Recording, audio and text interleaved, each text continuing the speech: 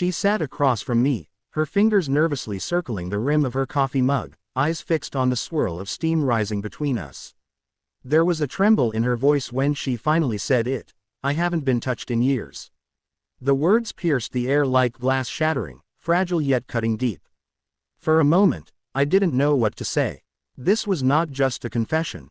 It was a cry from a heart that had been locked away, starved of affection, longing to remember what love felt like. Her name was Maya. We had been friends for a long time, drifting in and out of each other's lives, always orbiting but never colliding. She had been married once, to a man who left her long before the papers were signed.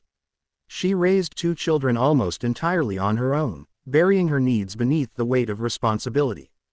And now, years later, she sat in front of me, fragile yet strong, her loneliness spilling out in those few haunting words. I reached across the table, my hand brushing against hers.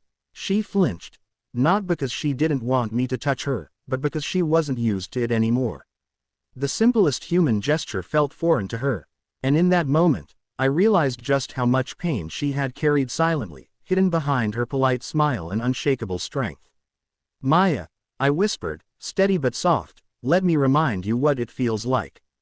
Her eyes widened, shimmering with tears she had long forgotten how to shed. She didn't pull away. For the first time in years, someone wasn't looking past her, they were looking into her. That evening, we walked side by side under the city lights.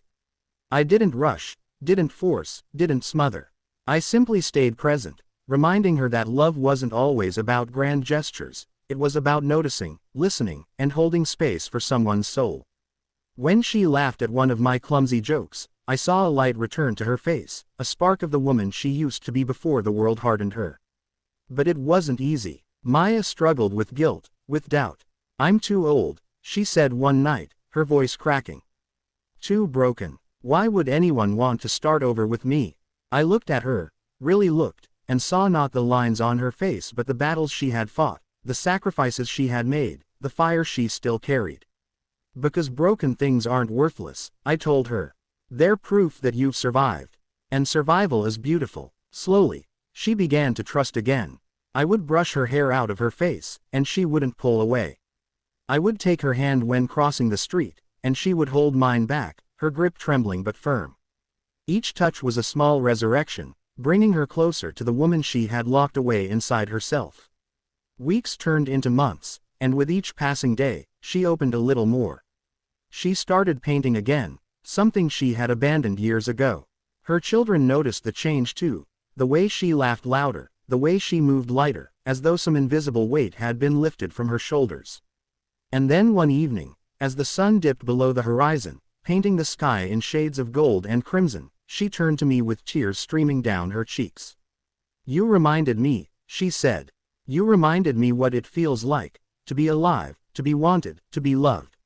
I pulled her close, not just with my arms but with everything I had. She wasn't just a woman who hadn't been touched in years, she was a woman reborn through tenderness, patience, and love that expected nothing in return. The story of Maya isn't just about romance. It's about the healing power of human connection. About how even the simplest act of kindness, a touch, a word, a presence, can bring someone back from years of silence and loneliness. Sometimes, the greatest gift we can give someone is to remind them of their own worth. And sometimes, in doing so, we remind ourselves too.